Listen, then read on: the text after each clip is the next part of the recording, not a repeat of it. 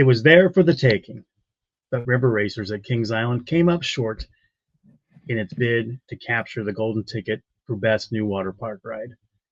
Hello, everyone. Alongside Ryan Sir, I'm Don Helbig, and this is Tower Topics.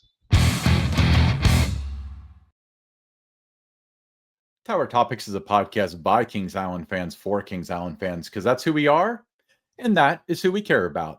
Let's kick this off by thanking our Prestige members. I want to give a big shout out to Miss Mandy, 1983, Lil Mac, 21, Brian Hauser, 330T, Logan Lipper, Aaron Bort, Jacob Fix, Damon Barnes, Dakota Cole, Eric Grau, Dustin Jackson, Songstress Miku, Lack Ray, Galaxy B-Boy, Medic 302, Eastern Coaster, Guys and Girls, Justin Y, and Mike Garrett. Thank you guys so much for supporting Tower Topics at the highest level. That's the Prestige level. If you want to be involved in Tower Topics, there's a link in the description. Members get early access to the videos, exclusive content, exclusive live streams, and sometimes you can get some free stuff. So hit that link if you're in. So Ryan, when RiverRacers was introduced in the spring and you looked at the different water attractions that were opening around the world, looked like it would have a pretty good chance to perhaps capture the golden ticket this year, but came in second. There was a rare win from Asia that topped the charts. Chimelong Water Park in China scored the gold with hydro-magnetic limb mammoth coaster. Now, reportedly, this is the most attended water park in the world. Chimelong boasts some gigantic and iconic attractions, but with this ride that won, it's got a total ride time or slide time, however you want to reference that, of approximately 3 minutes, length of 1,445 feet, and a vertical drop of almost 150 feet. The Chimelong coaster is the newest spectacular among the park's many attractions, so it's a worthy winner, no question about that. But you just got to wonder how many of the voters actually made it to China to experience this ride, where RiverRacers far more accessible to be able to experience. And it was, they had coaster stock there, and I think they had ERT, but they didn't end up doing it because it was pretty cold that weekend. But yeah, it is a shame, and it's kind of concerning because it's RiverRacers was essentially going unopposed as far as we were concerned going into this. And the reason why we discounted this one was because it's a Chinese location where it was. And if you're looking at the stats, very impressive. You look at videos and things of it, very impressive. So, I mean, it's a worthy winner for sure. It's just that, here was an opportunity, and for whatever reason, they just didn't secure enough votes for it. Yeah. So I would not have had this on the bingo card. And I've said that a lot of times the past 3 or 4 weeks when it comes to this stuff. But I could see, Ace doing a coaster trip and that kind of tilting the scales or whatever. But for a water park. Yeah. Did you even see anybody even talking about this water coaster in China, whether it was on KI Central, social media, Kings Island Facebook group, anywhere? Did you see anybody talking about this? I looked at everything that was on the panel, what you could vote for and everything for it, watched videos, everything to make sure, that, you want to watch everything to make sure that if you didn't experience it, you have a good idea what an attraction was, and then you reach out to people that that did, and get their feedback on it. And you have you might be thinking one thing, but you have enough people out there that can influence it a different way too. They experienced that you didn't with that. But I really thought RiverRacers, maybe had a real good shot at this. Now, there's nothing wrong with second place, just to be a finalist, was is exciting when you look at it that way, but it just seemed like opportunity was there and they missed the boat. Yeah. And it's so weird because the other ones that were up there, and we're talking about Soki Mountains and things like that. So, okay, basically the hydromagnetic limb mammoth coaster, say that 10 times. That was number one. River Racers was number two. At this time, at least with the production I'm looking at, we don't know what percentage of the vote either of these guys. So River No, Racers you don't could know have what been the one. percentage was. Yeah, it could have been one vote away, or it could have been 10,000 votes away. Right. Yeah, you just don't know. And there's a lot of, like I said, there's a lot of voters that do travel the world. So there is a lot of credibility behind these votes. It's interesting, when your park wins, the vote or the golden ticket awards matter. When it doesn't win, everybody's like, oh, it doesn't matter. That's just a popularity contest stuff. So it's interesting how that all plays out. Had River Racers won, I'm sure we wouldn't have heard the end of it, from some people about it winning. But we talked about the opportunity for Kings Island when they announced this ride was there to do something really, massive, something that was going to bring guests from all over to come experience it. And instead, it was something that's good for for the locals. Good enough was what we'd said about it. It's not the longest, not the fastest. We've heard mixed reviews about what the ride experience was about. It, by all accounts, it has a really good first drop, but after that, it's kind of a ho-hum experience from the majority of the people that I spoke to. But congratulations to Kings Island to get it to where it finished at number 2. It's just when that opened and you saw across the globe what was opening this year in water parks, you really thought that, okay, this is the year that they might capture that, but not the case. But number 3 on the list was Rafters Rage at Smoky Mountain. I think that was one that people like that popular ride, but again, it's not something that people were traveling across the country to experience. Well, and with that, that's kind of like a Great Wolf Lodge kind of thing. I'm not sure if you can just buy a ticket to that water park. You might have to stay at the hotel, so that might have some things working against it. Yeah, the Moosehorn Falls, that was number 4. That was at Canada's Wonderland. I thought that was good competition for River Racers. I thought that would be in the hunt, and obviously it was, finishing number 4. And then you got the Hive at number 5 at Zambezi Bay. So that rounds out the top 5 finalists for the best new water park ride. What do you think they could have done a little bit different, Ryan, to maybe secure a few more votes? I would say not alienating every guest, enthusiast, YouTuber, blogger, casual fan, hater. Yeah, basically, the way that I interpret this is not that people voted for hydromagnetic limb mammoth coaster.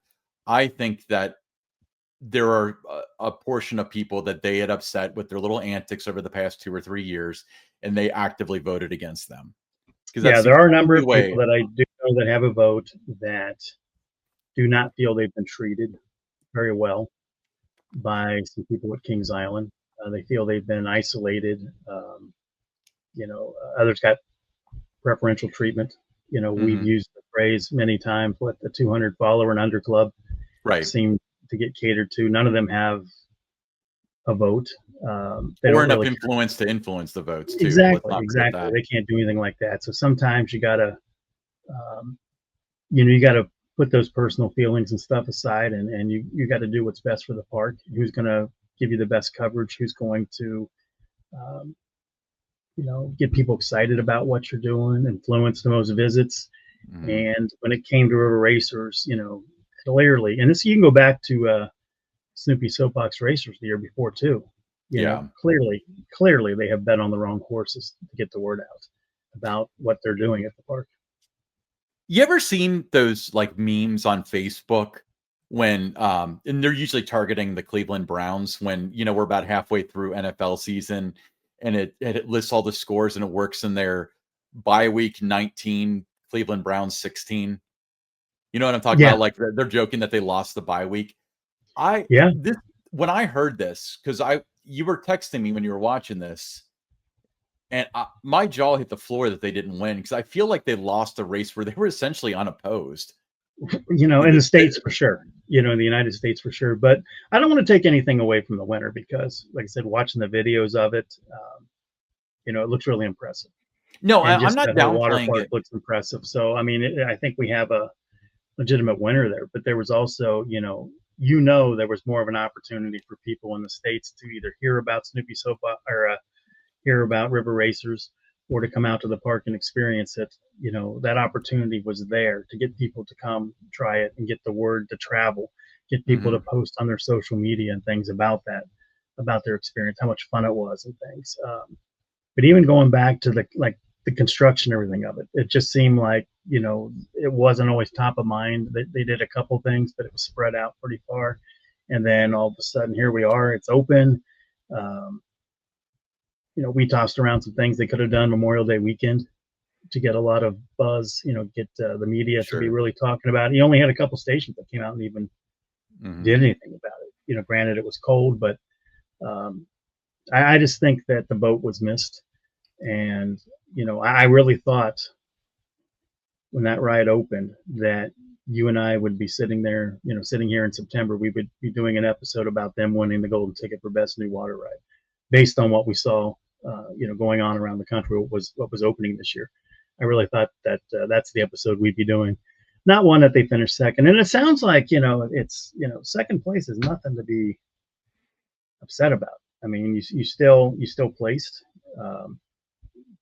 We don't know how close you were to winning, but just I think with a little bit more engagement, a little bit more of a relationship with some of the right people, reaching out, asking people to come out to do stories on it. I think that would have really helped them. There's a lot of a lot of people out there that are in a position that they can help the park. It's one of those things. I told Mike Kuntz in 2024, about a couple of things they were doing, and I said, help us help you. We can help you get some of these things. We can help you create more awareness for food and wine, for your entertainment, for the fall events, for Winterfest. We can help you, but you got to let us help you with that kind of stuff. And that's just not been the case with the things we're capable of. And there's other people that are in the same situation that we are, where they've alienated them. They have no relationship with them. They've blocked them on social media channels and that. They're not happy because they might be friends with certain people. So that gets them off the list and everything. But it's people that can help the park. But here was an opportunity. But, I just think, before we end this segment with it, I think we do want to say, though, it's, congratulations on a nice debut season for it, finishing second in the Golden Ticket Awards. That is something to still be proud of, but it's one of those, when I look at it, it's, what could have been, it was there for the taking if you did the right things. Yeah. Well, I've got a couple of thoughts with this. First of all, for those who don't know, Golden Ticket Awards are voted on by industry people as well as people that Amusement Today considers like well-traveled stuff, generally things of that sort. So I would say if this were a true, like, well, what's better? Then that one is probably the best new water slide in the world. The one that won, like, it deserved to win. For sure it did. But in the context, I'm saying that an American publication that's primarily voted on by Americans voted for a slide in China, one of the least accessible countries that we can travel to. And they didn't vote for RiverRacers. The one that they probably, even Canada's Wonderland has the excuse you need a passport to go to Canada. Zambezi Bay, which, by the way, is competition for Kings Island. That one, that's so low on the radar. Like that's actually impressive that it finished fifth. But the Soki Mountain one, I don't know what the exact situation is with that, but that certainly doesn't. It's not people facing as much as the parks are, because it's like like I mentioned, a Great Wolf Lodge thing where it's got a water park and a hotel. But that's what's concerning to me. And like I said, that I believe that they alienated a lot of people. But the real question I have for you, Don, is what mode are they going to be in? Let's say by the time this episode drops, so this will be the Friday. Are they going to be in like, who do we blame because we didn't win when we were basically unopposed mode? Or are they going to be in the Golden Ticket Awards don't matter when we don't win mode by then? How long Well, does it take to make that shift? that's the way I think they don't really matter when they don't win. I know when they were winning the USA Today, Mm, uh, contest for best, holiday event, best Halloween event, and multiple times they won the Halloween event. They were quick to put up, signage and everything outside the park to let everybody know they won this. yep. And then after they weren't winning it anymore, well, those things don't really matter. But when they win, it matters. And it was something that if it didn't matter, it would not have been in their description on the website. Where it said Halloween Hunt voted by USA Today readers as the best Halloween event. I mean, it just, yeah, it matters. It does. And if they say it doesn't, they're not being honest with you. Every park wants to win those things. Doesn't matter what it is. If it's a golden ticket award, if it's a USA Today poll, if it's anything else out there, it's you always want to be able to put those accolades out there. And so I think Friday's mode will be we finished second, but those things don't matter. I think that might be the mindset that we have there. But the other Yeah. thing, when you look at water park stuff, Mhm. a lot of people are going to travel around and ride roller coasters. They're going to watch shows. They're going to try out any category that they have. But when it comes to water parks, that's a little bit harder. It's not everybody's getting out there in the water and trying these things. So you do have to rely a lot of times when you're voting. Uh, you have to watch a lot of video. You have to, get a sentiment, kind of report. What are people saying about it? Why are they saying this about it? And then kind of decide from there on where to place to vote. Maybe that's what happened too, is that, the voters were, pulling those kind of reports, checking out the sentiment, and everybody was saying great things about the water coaster in China. And the other thing was too with RiverRacers, it's even though it's classified as a water coaster, um, most people look at it as a water slide that has a Right. water element to it. They're not really looking at that as on the same playing field as the major water coasters that are out there around the world. So it's really a water slide that has some water coaster, that one water coaster element to it. But it is what it is. Yeah. Well, and like another point that I want to bring up, you said like, congratulations on second place, but being second place, you lose everything. You can't market that we're rated the second best new water parks ride of 2025. I mean, Kentucky Kingdom did with Storm Chaser, but that's I the only wouldn't time I've mind ever doing seen that. I it. mean, I think there's nothing wrong with doing that. I think if I was working for a park and we finished second in a Hmm. category, I would wonder and be putting a lot of time into what on my end could I have done different to maybe change Hmm. that result and make it number one. Did I Right. not create enough awareness for it on social media? Did I not do enough storytelling and have anything about it on our blogs? Was it not in our email newsletter enough? Did I not have enough news media coming out to do stories on it? So I would go back and I would analyze, what happened. Why wasn't it number one? Now, if it's number five or number six, you don't, you were far enough away that it doesn't eat at you. But when you come that close and you don't capture the gold, you do spend time, wondering what happened, why it happened, and what could we have done different in terms of creating interest and excitement with this. Yeah. I mean, but the things that kind of come to mind is um they could market it as one of the top 5 best new water park rides of 2025. That would work, but that could put them anywhere between 1 and 5. They clearly didn't win Yeah, unless they would have said that they were first.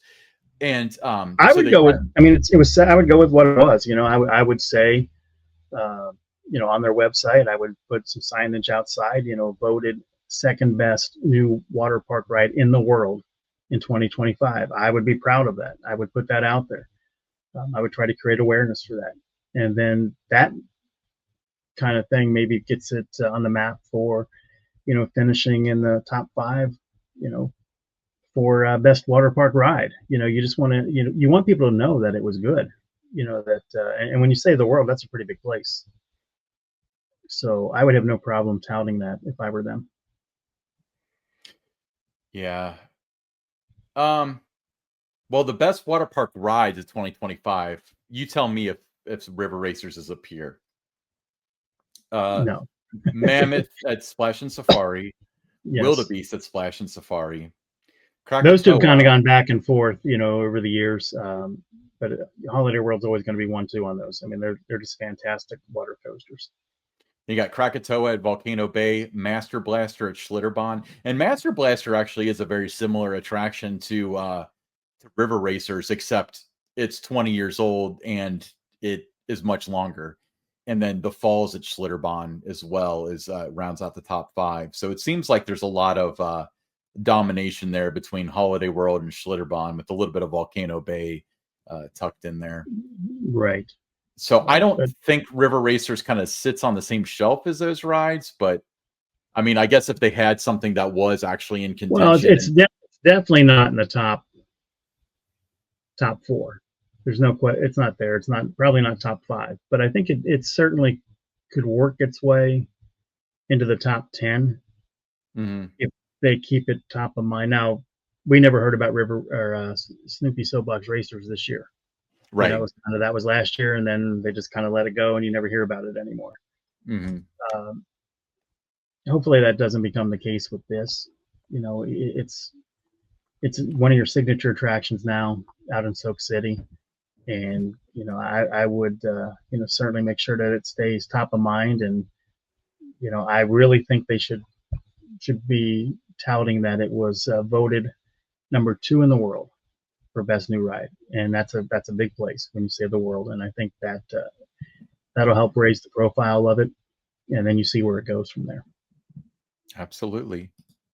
Ryan, we have some Six Flags news this week. Six Flags has extended the Peanuts deal.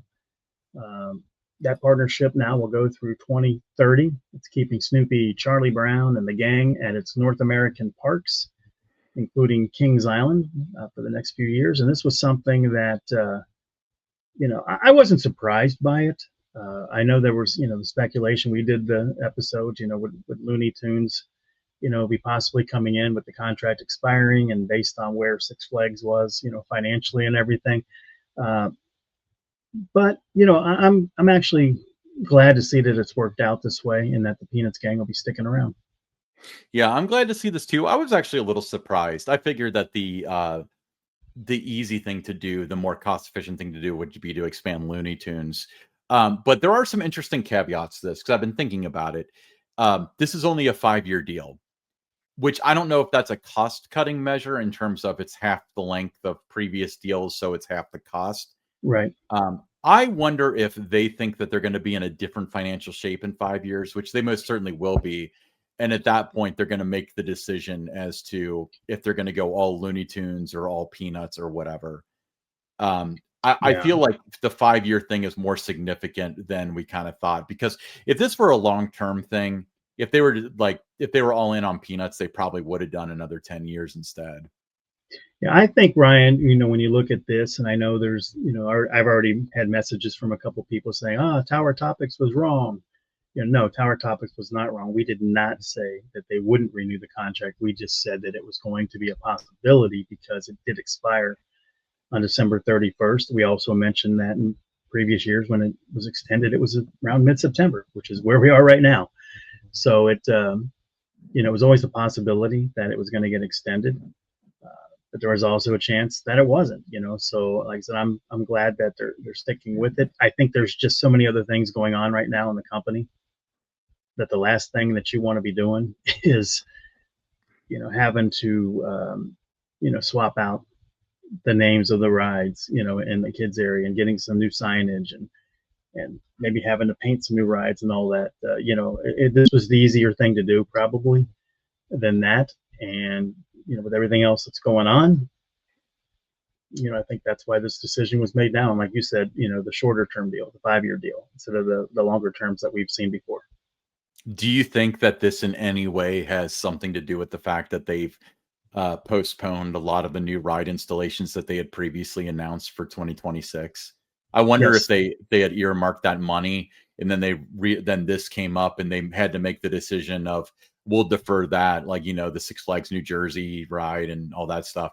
I wonder if these funds are from that? I think it all ties together.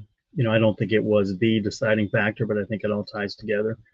You know, but at least for the next 5 years, the kids area at Kings Island will remain as is. With the Peanuts characters.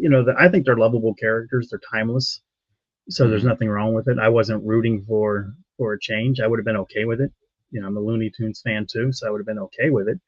But there's a lot of guests that when the Peanuts first came, that didn't like it. They wanted the Nickelodeon characters. But then Mhm. over time they've come to love them and everything, and it would be tough to see them go. A lot of families with young children, this is all they know in the kids area is Peanuts. So it's good to have that continuity there right now, and we'll see where it takes us. 2030, it seems like it's pretty far down the road, but it's really not, especially in this industry. But um, that was some good news to wake up to, though, is that this deal was extended. Yeah.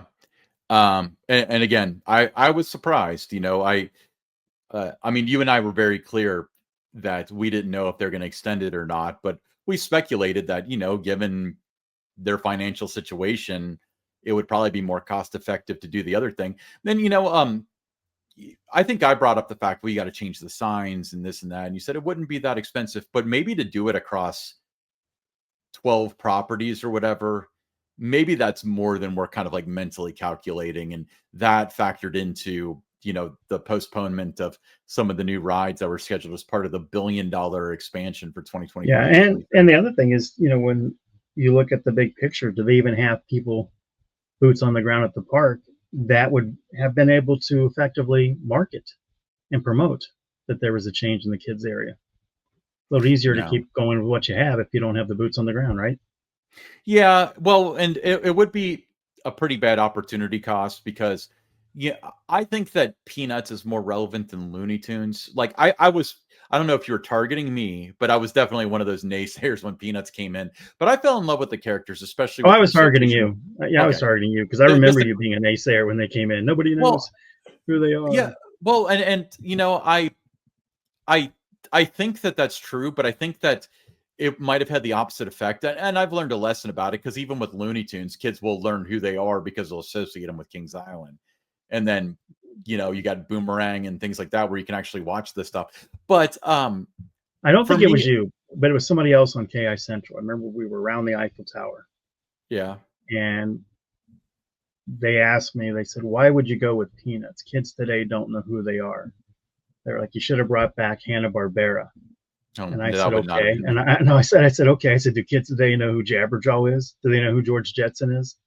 Do they know who Yogi Bear is?" And I said, it's all right. I mean, people know who the Peanuts characters are. They're like, "Well, they're only on TV 4 times a year." People still know who they are. The How kids often is still. Hanna-Barbera on TV when I mean, Yeah, nowadays, the streaming, but no, that yeah. wouldn't have been me. For kids, I, 3, 4 years old, anything in a costume, they're going to migrate to. They can mhm. make their own Six Flags branded characters, and the kids would still go to them. They would still be getting pictures. The parents would still be doing the same thing, wanting to get pictures as well, and they would come to love those characters as much as they do the other one. I mean, it is what it is with that. I always just kind of shake my head when nobody knows who these people are, anymore. No, it's the kids are going to love whatever it is in there. Well, I wasn't really I don't recall advocating for Nickelodeon because that was kind of a mess as well because Nickelodeon's programming had changed to live action, which you can't do a whole lot with on, Kings Island Yeah, scale. So the intellectual property that they had was often for shows that were no longer being produced or and on that was the very air. quick. That was very quick when they switched to Nickelodeon. Mhm. Within 6 months to a year, there was 3 or 4 of those main characters that were no longer on the air.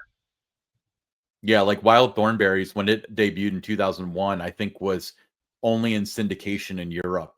It was not being broadcast on Nickelodeon, at least in syndication. So it's kind of interesting. But moving along, we got some coaster enthusiast news.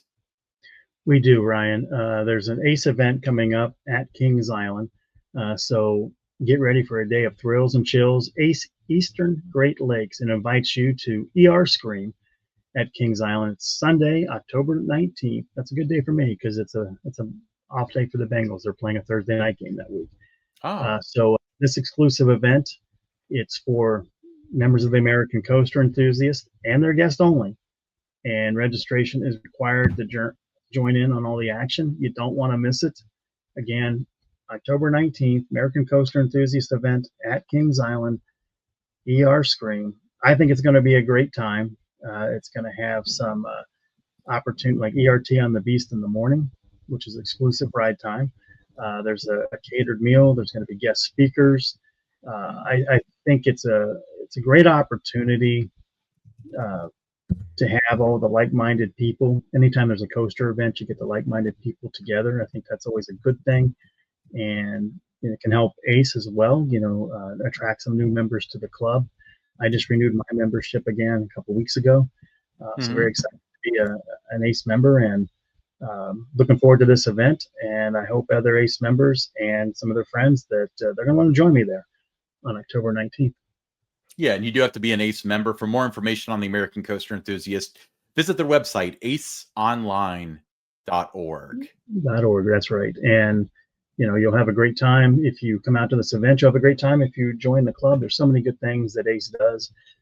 I did see some people that were already, they were grumbling that they've got the dining plan. I don't need the catered meal. Why is my ticket this price and all that? It's about camaraderie. It's about, spending time with like-minded people and just having a great time. And I don't mind that. I think it's like $55 to go. I don't mind the price because I think there's going to be good value in it, and it's going to be a full day of things. And there's an ACE racer marathon, for 1 hour to see who gets the most rides in 1 hour and things like that. So very much looking forward to this event. Been a long time fan of the American Coaster Enthusiasts, and like I said, they do. It's not just about the exclusive ride time and that. They do a lot of things with preservation and great events around the country, even during the off season. There's different off season events. There's one in Chicago called No Coaster that I've gone to many times. Just a great organization. Yeah. Let's move on to a segment we like to call Buy or Sell. So buy or sell. By 2027, the Six Flags chain drops both the names Halloween Haunt and Fright Feast. Or I think it's Fright Fest is what they meant, across the chain to have all the nighttime haunted events have the same name. So do you think that they'll have parity? I'm going to sell on that. I don't think that, there's brand recognition with both of those events in their markets and that. I don't think they would want to like rebrand it totally all new again. So I don't think they would drop both of them. I could see one of the names getting dropped and adopted across the portfolio, but in terms of both getting dropped and having a brand new name for an event, I don't see that happening. So I'm going to sell. What about you, Ryan?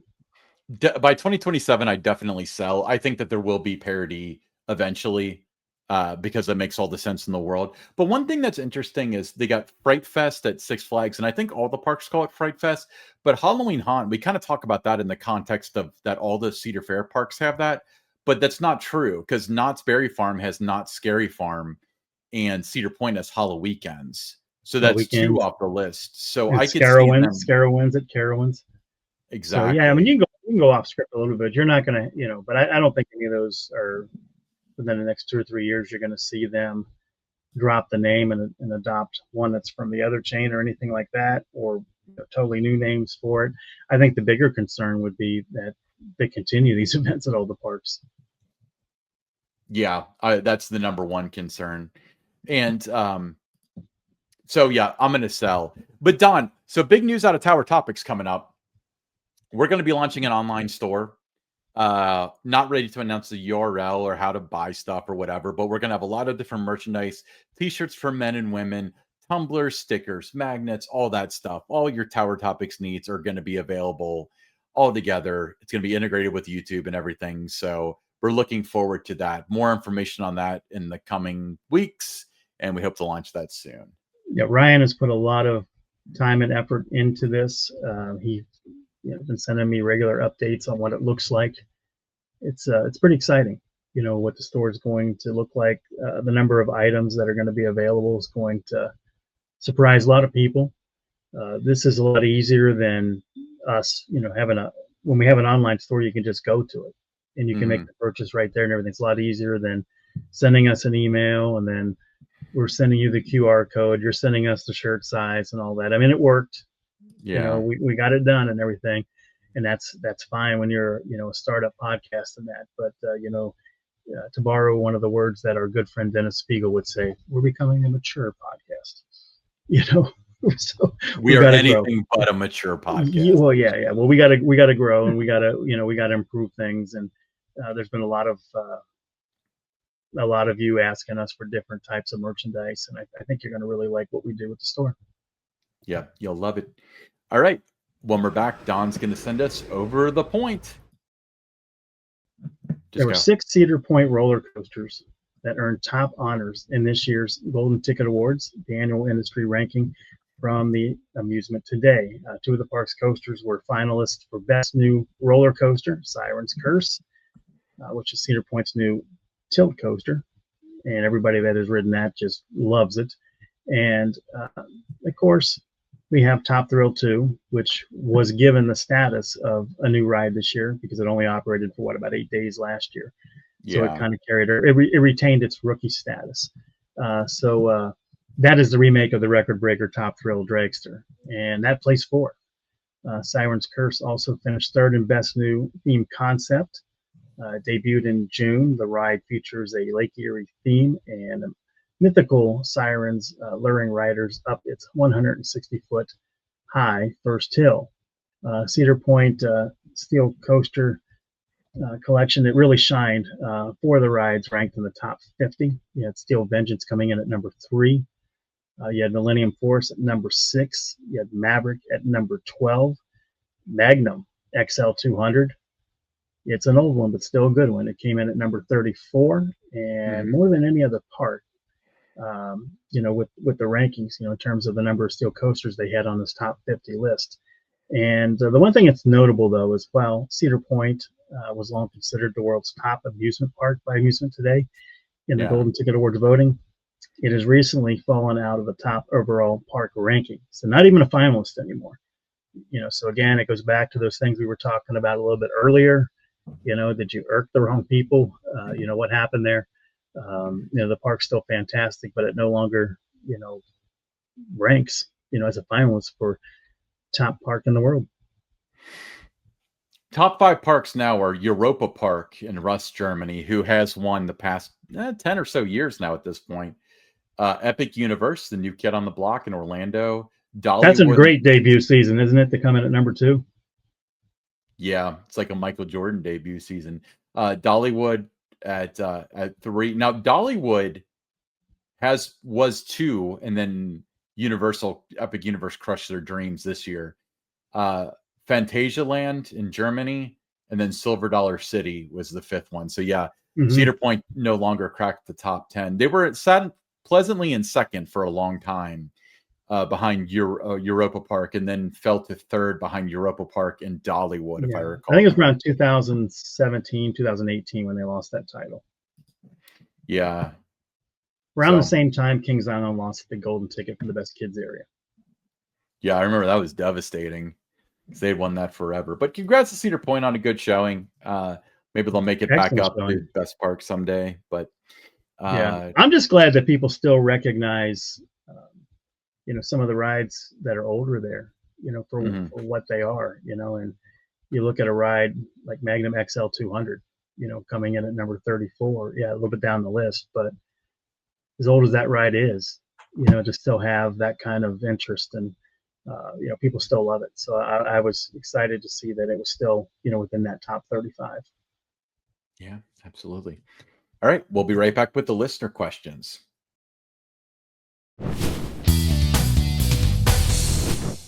First listener question, Charles from Macomb, Michigan. Ryan and Don, I'm interested in hear your thoughts on this. With the recent article stating Six Flags should sell off as many as 10 parks to regain profitability, the immediate thought is to sell off smaller underperforming parks. However, I've been thinking, what about selling off higher tier parks at a much higher value? For example, what if Hershey bought Kings Island and Kings Dominion? Would you guys prefer Kings Island's parks to stay under Six Flags or to move under Hershey? That's a good question. The one thing that you look at it and, the number of stories that have been out there, it's always talking about selling the underperforming parks. Yeah. So I ask you, who wants to purchase an underperforming park? Why would you want to add that to your portfolio? Um, if you could get a really, higher tier, one of the better performing parks as part of a package, then you probably look at that.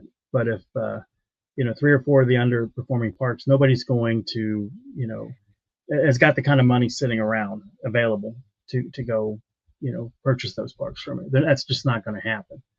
Now, if they could get them, really, really cheap, if something were to happen, like they declared bankruptcy or something, that's a little bit different too. But Mm. uh, I think when you talk about, Herschend, I think great operator.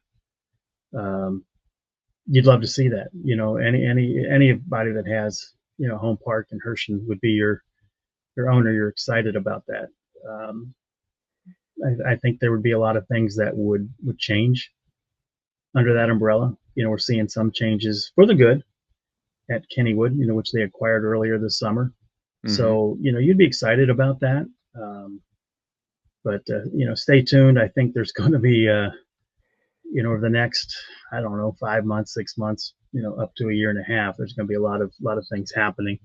And, some parks, may become available for prices that other people can't say no to. We'll see. But I would like to see Hirsch. And what about you? I'd like to see Herschend as well. Now, you have to understand that the Herschend that we knew 2 years ago is going to be different from the Herschend today because they're 3 times the size of the company. Now, whether that's for better or worse or for nothing, we don't know. But the other thing I want to present to you, Don, is that, if they're selling off 10 parks, but it's 6 water parks, Michigan's Adventure and Valley Fair, does that even move the needle for No, their problem? no. They're $5 billion in debt. I don't know what their debt notes look like, in the short term, but if they sold their top 10 bottom performing parks, that would not even be $500 million, I would say. Like it And might like make them nobody's slow to going to want breathe. those because, they're underperforming for a reason. Maybe it's the market that they're in, the competition, everything around it. Uh, Buying it, you're not going to dramatically improve the situation there. Those parks are what they are, unless there's somebody that, I'll just throw it out there. And this is nothing that's been out in any stories or any conversations that I've had with people in the industry. But let's just say the Kansas City Chiefs owners, the Hunt Hmm. family, they were the original owners of Worlds of Fun. So Yeah. say that they were interested in acquiring Worlds of Fun because they thought it would be good for the community. You could see something like that. They would have the money to do it if they wanted to get back into that. But other than that, you're just not going to see these theme park operators out there. They're not going to want to buy your underperforming parks. They're going to want Kings Island, Cedar Point, Knott's Berry Farm. Maybe Six Flags Great Adventure, maybe Canada's Wonderland. They're going to want the crown jewels. At least one or two of those in any kind of acquisition. And if they're not willing to part with them, then those other parks are still going to remain part of the portfolio unless they just choose not to open them.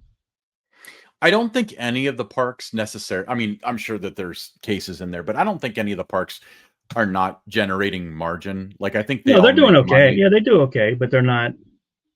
They're just not going to be the higher end performing parks. They're not going.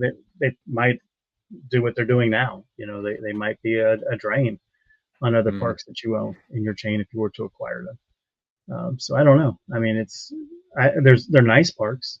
I don't think there's any parks that I look at in the chain right now with Six Flags. I don't think there's any that I look at and say, that park should just close its doors. It's not worth anybody's time because I think they all have something to offer, and some of them in different ways. They're important to the community. You look at Michigan's Adventure, very important to the Muskegon area. Hmm. Valley Fair, very important. In the Minnesota area. Worlds of Fun, very important. In that city, Kansas City. So Um, they all have value in different ways. Yeah. All right. Greg from Mainville said, "Hey, Don and Ryan, I renewed our gold passes for the family. I agree with you guys about giving away the gate, but it's a great deal for the guests. We are planning a trip down to Florida next year. We thought about stopping by Six Flags Over Georgia. Have you guys been to Six Flags Over Georgia, and do you recommend it? We plan to go up to Cedar Point next year too. Sorry, I'm miswriting Boo Blasters on Labor Day with you, Don. Could not get my stepson out of Soak City. It was nice meeting you, Don, and seeing Tony. Hope you guys have a meetup soon." Yeah, that was a really nice day, so I can understand why it was tough to leave Soak City Water Park. Yeah, Six Flags Over Georgia.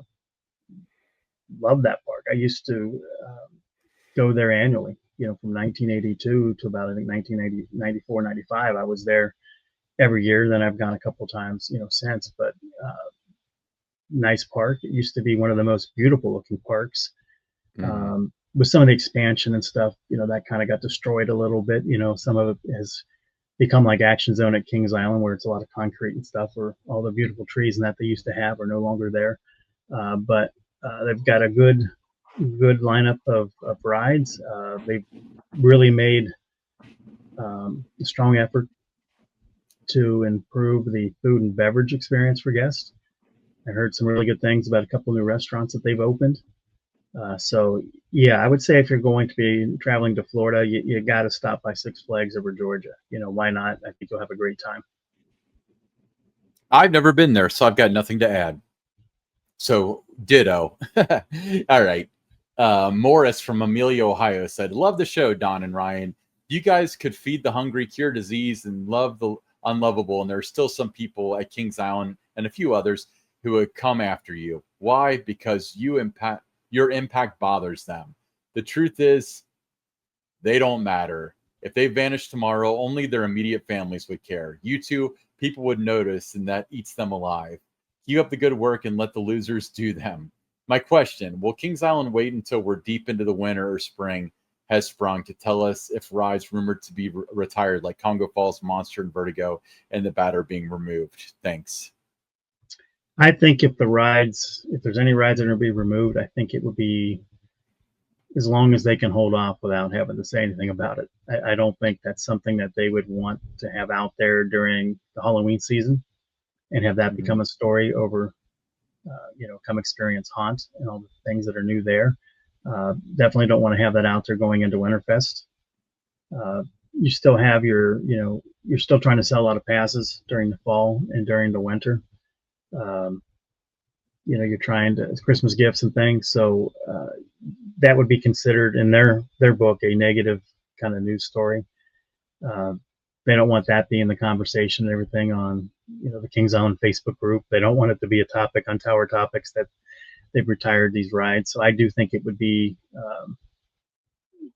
pretty far along, winter months, beginning of March or something, before you would know that a ride was being retired, unless somebody got wind of that and put it out there, and they started getting inquiries from the news media. Up until that point in time, I don't think you would hear much about it. I think that the way that they'll try to time it, if they do this, would be that it's late. They'll probably do it in February or March, because they want to have it so it's not conflicting with Haunt, Winterfest, and so on. But they also don't want the headlines to be Kings Island opens this Friday for the 2026 season, missing 2 of your favorite rides. That's the headline that they're trying. And that would be the story. I mean, that's what people would talk about, especially with some of those rides that are being rumored. That's all they are, rumored to be removed. If Congo Falls has been there since 1988, Whitewater Canyon just celebrated its 40th anniversary season. That's been a popular ride. So if either one of those two go, it's headline news if it's one of those two. All right. Darren from Atlanta. Oh, by the way, the haters, I'm sure that more people besides their immediate family would care if they disappeared. Let's be clear. Everybody has people that care about them and stuff. If people want to rag on me and Don on Reddit or whatever, like, how they spend their free time is their own business, you know. If it makes them feel better than themselves, better, makes them feel better about themselves by taking shots at us, we're glad we can serve you. Yeah, we're glad that Tower Topics plays that part in your mind. But nonetheless, Darren from Atlanta said, Ryan and Don, do you think COVID caused the merger or was it just inevitable? Also, Don, which do you think happens first? Kings Island builds a coaster in the Vortex plot or the Bengals fields a legitimate defense? On a serious side, I really enjoyed listening to the show when Don outlined his final days at KI. There's a lot of similarities to my layoff last fall. Thank you for opening yourself up and being so candid. Thanks. Love the show. Yeah, I think the situation was because of where both Six Flags and Cedar Fair were financially. So I think they needed each other or else, it wasn't going to end well. So the situation they're in right now, that still happens to either side. If they were still on their own, I just think they thought with all these cost synergies and that it, they might be able to be in a little bit better spot than they are right now. Just hasn't worked out that way. In terms of the whether the Bengals will have a legitimate defense or there's something in the Vortex spot first. I thought the Bengals looked really good against Cleveland defensively. The number of yards per carry on the ground, was under 3 yards per carry. So they look like, definitely a different defense. They got 2 turnovers. And that was, everyone says, well, the kicker missed a couple of kicks. Yeah, he missed a couple of kicks, but the Bengals defense also got a couple of turnovers that were big factors in the game. So are they going to have a top 5 defense, top 10 defense? Probably not, but it's also not going to be somewhere between 28 and 32. So I think it'll be somewhere between, but it can just be between 15 and 20, and I think it will. I'll call that a legitimate defense, and I think that's going to happen because I'm already seeing that happening after the first game with Cleveland.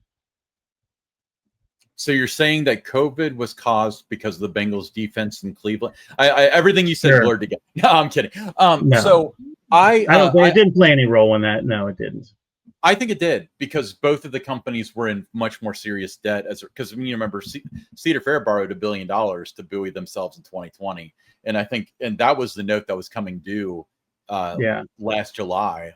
So I think that was a factor. I think that this was inevitable and it would have happened at some point, but the reason why they merged in 2024 on the date that they merged was because of COVID. So I would say yes to that. I just know, Ryan, there were times during my years working there where, make sure you have the lights off in your office when you're not there. Be careful about how many sheets of paper you're using and all those other kind of things because it was tight, long before COVID. Right. Well, and, they had the $1.25 billion that they bought the Paramount Parks with, which almost sank them because they bought them at the worst possible time. Had they waited another 2 years and bought it in 2008, they could have gotten them for, $750 million or something. But so that was rough, and it sounds like nothing now compared to what we're playing with now. But yeah, they always had debt. By the time we came in, he was able to buoy them quite a bit. They were a legitimate, cash flow positive company. Well, they found other, they generated other revenue streams which were necessary.